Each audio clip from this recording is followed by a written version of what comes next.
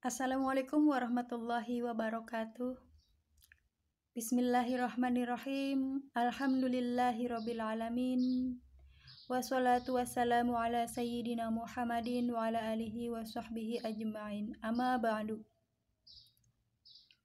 Dengan channel Tukang Kebun dan Kucing yang setia di sini, alhamdulillah wa syukurillah, segala puja dan puji seluruhnya kita panjatkan kepada Allah Subhanahu wa taala yang telah kembali mempertemukan kita di channel Tukang Kebun dan Kucing yang setia ini, di mana pada kesempatan yang sekarang saya masih ingin membicarakan mengenai budak angon dan atau satrio piningit dan juga sabdo palon. Masih tentang sabdo palon sang pamomong budak angon atau satrio piningit. Di konten yang sebelumnya yang membahas tentang sabdo palon sang pamomong budak angon atau satrio piningit, itu kolom komentarnya dinonaktifkan. Bukan saya ya yang menonaktifkan, itu dari YouTube-nya. Saya sampai saat ini belum pernah menonaktifkan kolom komentar di channel saya ini, dan juga alhamdulillah belum pernah juga menghapus komentar-komentar dari sahabat siapapun, kecuali sahabat sendiri yang menghapusnya. Mengenai kolom komentar yang dinonaktifkan, saya kurang tahu kenapa bisa dinonaktifkan. Padahal saya benar-benar tidak mengotak-atiknya, dan saya pikir konten yang saya sampaikan pun banyak yang membahasnya. Apakah mungkin dari YouTuber yang lain juga kolom komentar mereka ada yang dinonaktifkan untuk tema-tema tertentu? Saya kurang tahu. Tapi tentang kolom komentar dari channel Tukang Kebun dan Kucing yang setia ini yang dinonaktifkan, hingga sejauh ini sudah ada, kalau tidak salah itu 3 video yang kolom komentarnya dinonaktifkan. Mudah-mudahan di konten yang video ini bisa kolom komentarnya tidak dinonaktifkan lagi oleh pihak YouTube, sehingga sahabat-sahabat sekalian bisa saling bertukar pendapat, tukar pikiran, ataupun sekedar memberikan ya salam sapa atau tanggapan-tanggapan yang ingin sahabat sampaikan kepada kita. Mudah-mudahan kolom komentarnya bisa aktif kembali ya, dan komentar yang ingin disampaikan di video yang sebelumnya bisa sahabat sampaikan di video yang ini. Masih membahas tentang sabdo palon sang pamomong budak angon atau satrio piningit, mari kita lanjutkan. Alhamdulillah ada hikmahnya juga. Kemarin kolom komentar di video dengan judul yang tadi itu dinonaktifkan sebab ada juga yang terlupa, yang saya belum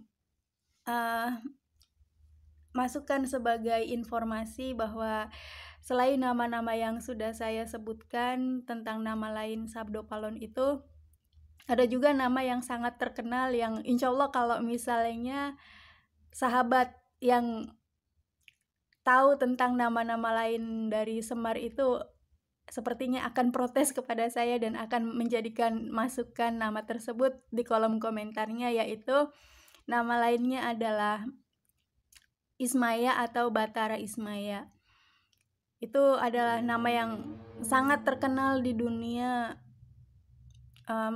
sahabat yang mungkin berkutat di bidang pawayangan atau di bidang ilmu-ilmu adat budaya Jawa dan Sunda. Selain nama lainnya itu adalah Batara Ismaya, juga memiliki nama lain yang justru lebih tua atau lebih purba daripada nama sabdo palon, yaitu Werdinata atau Ardinata, yang artinya Raja Gunung. Lebih terkenal sebagai Werdinata. Oh ya, sebelum saya membicarakan tentang Werdinata, ada juga informasi tambahan yang ingin saya sampaikan sebagai wujud ralat dari informasi sebelumnya. Saya menyebutkan sosok Sabdo Palon itu adalah kuntilanak dengan postur tubuh yang tidak pendek, tidak juga tinggi. Itu benar, tapi yang saya maksud lebih tepatnya itu postur tubuhnya beliau tidak terlalu pendek dan juga tidak terlalu jangkung, tapi beliau ini jangkung dengan tubuh yang kurus dan tidak terlalu pendek tetapi jangkung, akan tetapi tidak terlalu jangkung. Wajahnya itu sudah tua, tetapi beliau sangat asri, wajahnya asri, teduh, bijak, dan kelihatan kalau beliau ini adalah sosok yang bijak bestari dan juga punya ilmu serta pemahaman yang sangat tinggi terhadap sesuatu hal. Itu mengenai ralat dari yang pernah saya sampaikan atau informasi tambahan yang saya berikan dari informasi sebelumnya mengenai sosok Werdinata. Beliau ini